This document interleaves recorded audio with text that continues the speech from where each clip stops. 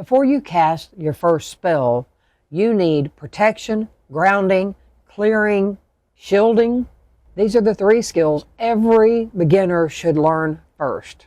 I'm LadyStarFire, and I've been walking the old ways for over 50 years and teaching for around 40, somewhere thereabouts. And today I'm teaching you the essentials of witchcraft safety, the protection practices that every new witch should master. And some other ones should have already done that. First, you've got to cleanse your energy. Cleansing removes stagnant, heavy, and unwanted energy.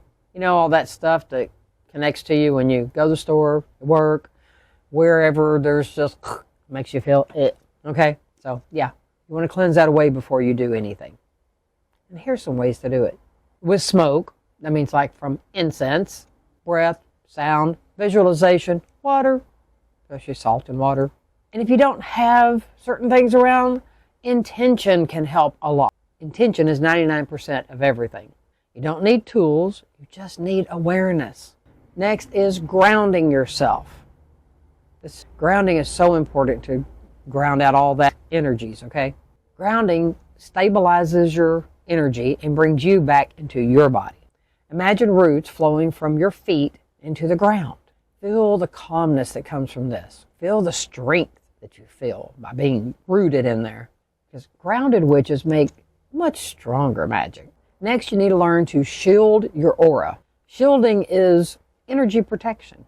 Visualize a sphere of energy all around you. And it can be whatever color you want. It can be white, it can be violet, or just whatever feels right to you. What gives you that feeling of protection and safety around you? You know, what makes you feel powerful? This shield will help filter whatever's trying to enter your energy field, okay? Next, protect your home. This is so important. This is your sacred space. You have to have it protected. Now, there are many ways to ward your home. I've made a video on it as well, but here's a quick little reference. You know, you can do salt lines, salt borders, bells on your doors, protection sigils above your doors and windows and things, crystals, charms, broom magic, intention placed at every entryway. You know, it doesn't have to be elaborate, it just has to be yours. And it needs to represent you and have your energy and your intention in it because it's your home, so it needs to protect you and your home and those that reside there. Next is using protective tools, if you want. Some favorites of mine include things like black tourmaline, obsidian, shungite, amethyst, hematite, salt. I love salt, especially sea salt, sandalwood sea salt specifically. Rosemary, and protective sigils, your witch's bells, you know, your warding. There's all of these things. It doesn't matter which ones you use, but it's all different things you can use, and there's so much more. But whether you use tools or not, you've got to have your intention in there. Next, trust your intuition. Remember, I always say, listen to your gut. This will lie to you, this will lie to you, this doesn't lie to you, because this is your direct connect to your guides that are out here talking to you, okay? So always listen to your intuition. Or your gut, whichever way you want to call it.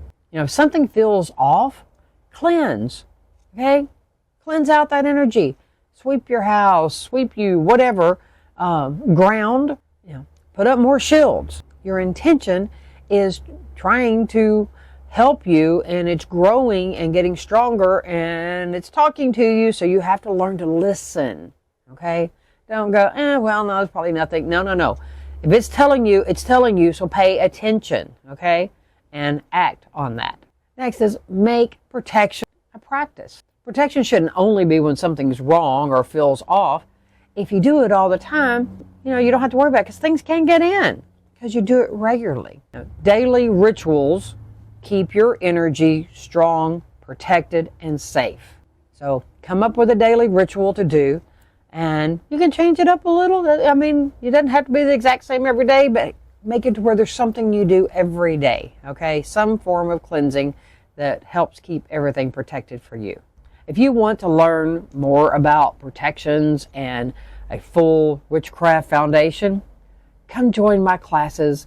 It's called A Year and a Day. It's in our community called Sacred Legacy Builders. It's on the platform School. That's SKOOL. You can download that from your Play Store, or you can go to school.com and then search for Sacred Legacy Builders. And in the classroom, you're going to find all kinds of things. There are free classes, there's paid classes, but my year in a day is going to help you build your foundation. And you want some quick little things?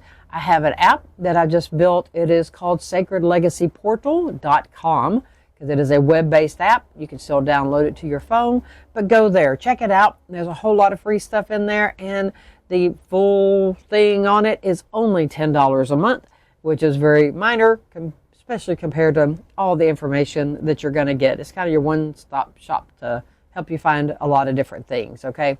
So anyway, go check it out, and don't forget to like, comment, subscribe, share my videos, all that kind of fun stuff, and leave me comments. Let me know what you think.